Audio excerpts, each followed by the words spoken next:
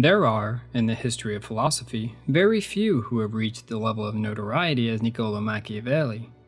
Here's a philosophy almost exclusively comprised of politics. Ethics and religion also make themselves known, but only as tributary to the main theme.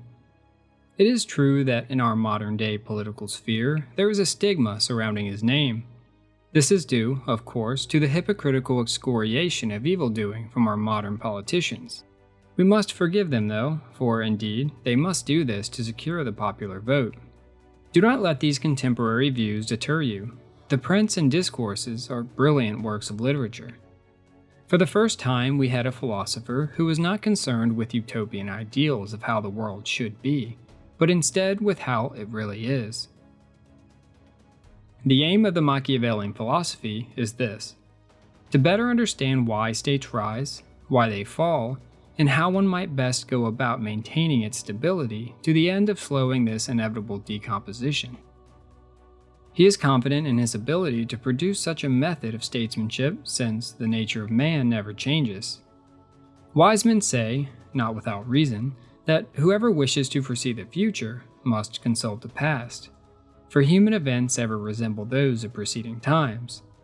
This arises from the fact that they are produced by men who have been, and ever will be, animated by the same passions, and they must necessarily have the same results.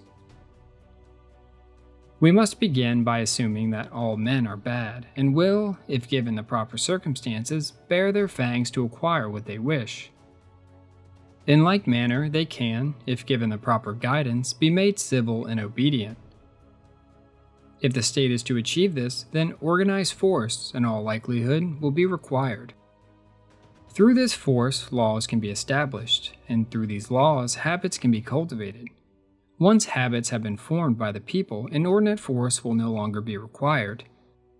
Here we have the basic formula for the creation of the state. It is best practice, Machiavelli thought, for the ruler of the state to adopt or start a religion. In truth, there never was any remarkable lawgiver who did not resort to divine authority, as otherwise his laws would not have been accepted by the people. For this reason, Machiavelli gives the greatest of respect to those who establish these religions, and the greatest of disdain to those who destroy them. For where the fear of God is wanting, there the country will be destroyed. There is, however, an avenue by which the state may follow to substitute the divine authority provided by religion, this being by the fear of the prince. But the lives of princes are short, so religion remains our most trusted path to stability.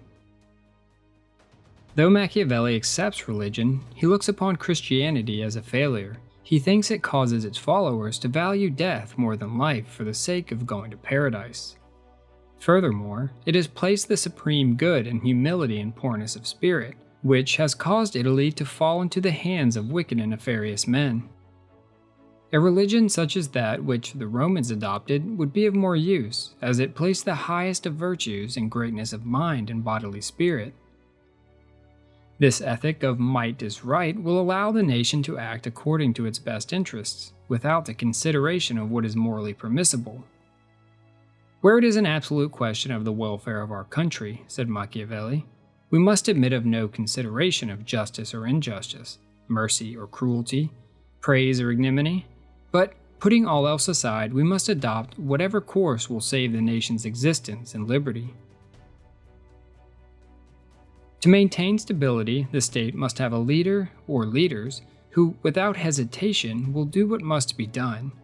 Deceit, violence, whatever must be undertaken for the sake of the state will be considered right and just. When the act accuses him, the result should excuse him. It was a fixation of Machiavelli's to find one who could achieve his lifelong goal of unifying all of Italy. He knew any chance for peaceful union had long since passed. It could only now be achieved by the prince. This is to say, a man who would not let conscience make a coward of him, but would strike with an iron hand, letting his great aim justify all means. It was to his greatest delight when, at the age of 29, he met Caesar Borgia, who he thought could be this unifying force. But fortune would not be on the young Borgia's side, and the dual sickness of father and son would dash Machiavelli's hopes and dreams. After the capture of Florence by the Medici, Machiavelli would himself run into a series of unfortunate events. But we may thank fortune here, for without it we may never have heard the name Niccolo Machiavelli. Here was a book revolutionary for its time. It was to be a sort of guide to any ruler interested in achieving success. What sets it apart from any other book of its likeness is its embrace of wickedness as a necessary trait for any ruler to exploit if they wish to acquire and maintain power. It being my intention, he said, to write something that shall be useful to him who comprehends it, it appears to me more appropriate to follow up the real truth of the matter than the imagination of it. So let us uncover the traits which, in the eyes of Machiavelli, comprise the ideal prince. It is necessary that he understand that what is good for the state may not always align with his own moral compass. He must know how, when necessity calls, to do wrong and to make use of it or not. Though it is true that in his discourses he does bring attention to those such as the 5 good emperors of Rome, who, by the goodness of their character, were able to rule sufficiently without the use of wickedness and deceit. In either case, a ruler must raise and maintain a strong military, but he should keep in mind that oftentimes cunning and deceit achieve more than war, and for this, diplomacy should be sufficiently known. For those states that wish to revolt or disobey, he should not hesitate to deploy whatever means necessary to quell the situation. Even cruelty should remain an acceptable avenue. But a fatal mistake that must be avoided is that of continued cruelty, even after obedience has been established. What he appears to be is more important than what he really is.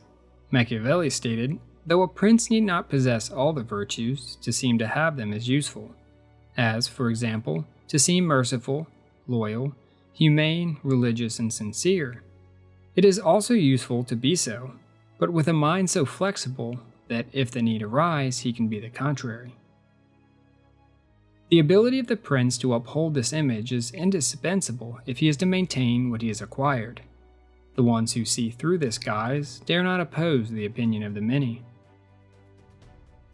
While the work was a revelation to common peoples, it was not so to the ruling class. After all, it was what they had been practicing for millennia. It was Francis Bacon who said, "Our thanks are due to Machiavelli and similar writers, who have openly and without dissimulation shown us what men are accustomed to do, not what they ought to do." So though he failed in just about everything in life, Machiavelli would succeed in adding his name on the list of history's heroes. If you enjoyed this video or found it helpful, consider subscribing to the channel. Here, my goal is to illuminate history's greatest philosophic minds and ideas. Also, let me know in the comments below who you would like to see me do a video on in the future. And as always, thank you for talking philosophy with me. Until next time.